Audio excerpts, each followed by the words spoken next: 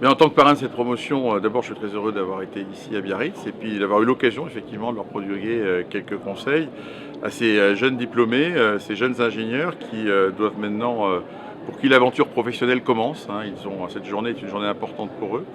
Alors je leur ai donné 4 conseils autour de 4 mots-clés. Le premier c'était le mot terrain, être anglais dans la réalité, faire preuve de bon sens, regarder les choses comme elles sont. C'est comme ça que dans une entreprise, et je leur ai conseillé comme expérience d'abord d'éviter les bureaux dans les grandes tours et de préférer aller dans les vraies entreprises, dans l'industrie, sur le terrain pour apprendre et pour acquérir la légitimité d'un jeune ingénieur, pour pouvoir parler après aux autres.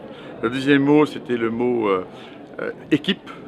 Dans les écoles d'ingénieurs, on fait en sorte justement de les faire passer de l'étape de top 1 qui travaille individuellement à une étape de vie collective et c'est très important. Et bien dans une entreprise, c'est pareil.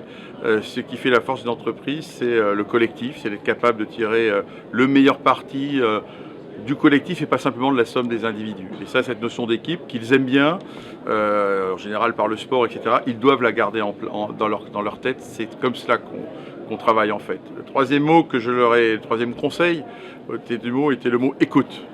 C'est important l'écoute. Ils ont été appelés à écouter de façon organisée, écouter dans des amphithéâtres, dans des classes, des professeurs. Parfois peut-être qu'ils trouvaient qu'ils avaient trop écouté. Ben maintenant, c'est plus compliqué dans la vie professionnelle parce que c'est moins organisé. Il faut savoir écouter ses collègues, écouter les concurrents, parce que les bonnes idées, on les trouve chez les autres. Et donc l'écoute, c'est une attitude qui paraît simple et qui est en fait complexe dans une vie professionnelle. Et puis le dernier mot, c'était le mot audace. Audace. Je leur ai dit quelque part qu'il faut savoir, quand on est jeune ingénieur notamment, faire preuve d'imagination, de créativité, ne pas hésiter à bousculer les choses.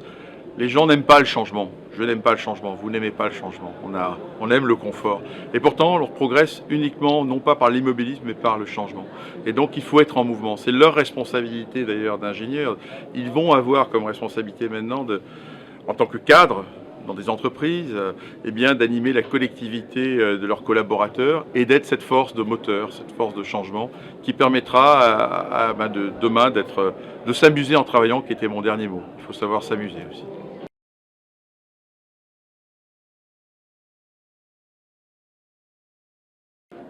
Digital industry is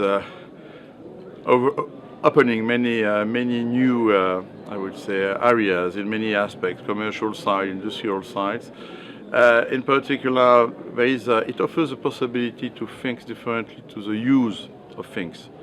And so the idea that it's not only a technical matter, digital things, sometimes people think it's an IT story. No, it's not only IT. It's much more balanced. It's more a question of can you use these technologies in order to develop new markets, new products, new use by customers. So there is a marketing side, which is often not taught in engineering school, but it's an aspect which is important. It's also opening ways to work differently. You know, how can you work more collectively with all these tools, social networks in companies? That's a real, and these young engineers have a lot of luck there, because their boss do not know at all about digital matters. I don't know at all. And that's the difficulty, by the way, of transitioning. So it opens to them many ways to enter into companies. It's also opening ways to create, to make some startups with fewer capital. It's not in big industry, it's light industry, which that does mean that it cannot create value, but it's not industry. So I think that's all around these type of ideas.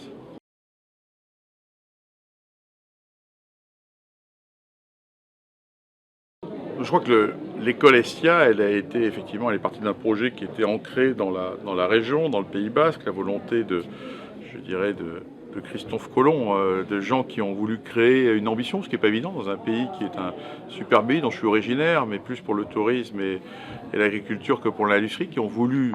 Donc il y avait un ancrage régional, mais très vite, ce qui est normal, lorsqu'on veut former des officiers de la guerre économique de demain, comme des ingénieurs de l'école Estia, ils doivent s'ouvrir sur l'international. Donc ce qui est intéressant, c'est que l'école a su marier son ancrage régional, s'associer à l'école royale de Bilbao, qui est une des grandes institutions éducatives en Espagne, avec des universités britanniques également renommées, de façon à donner cette ouverture à ses élèves, tout en conservant ce caractère aussi local. Donc, alors le modèle ensuite, je dirais, enseignement, recherche, entrepreneuriat, c'est relativement original. Ce qui était assez classique dans les écoles d'ingénieurs, c'est enseignement-recherche. on commence à voir un certain nombre d'écoles, dont celle d'ailleurs que je préside par ailleurs, qui est l'école des Mines d'Alès, qui est moins bien qu'Estia, mais quand même qui est pas mal, également ajouter le volet entrepreneuriat, ce que d'ailleurs l'école polytechnique a ajouté aussi très récemment, depuis 2-3 ans. Donc on voit qu'on essaye d'apporter, et je pense que c'est une bonne démarche, qui permet aux jeunes élèves de s'ouvrir, non seulement à leurs études d'ingénieur, mais également à un monde de recherche. On a besoin d'innovation, on a besoin de recherche. L'idée de 24 heures d'innovation de l'Estia est une excellente initiative que j'ai pu découvrir grâce à ce parrainage. Et puis également au monde de l'entrepreneuriat, parce que finalement on a aussi besoin, ce sont nos ingénieurs qui doivent bien sûr rejoindre des grands groupes comme Total, mais également faire travailler dans les PME et créer des entreprises. Donc je trouve que c'est un beau modèle et l'Estia en 15-16 années, puisque j'ai dû parrainer la 16e promotion, ce qui est une jeune école, a su faire des pas importants et clairement dans la bonne direction, ce qui fait que c'est une des écoles appréciées dans le pays. Et que je suis bien sûr évidemment ravi d'avoir pu parrainer cette 16e promotion. Merci beaucoup. Merci.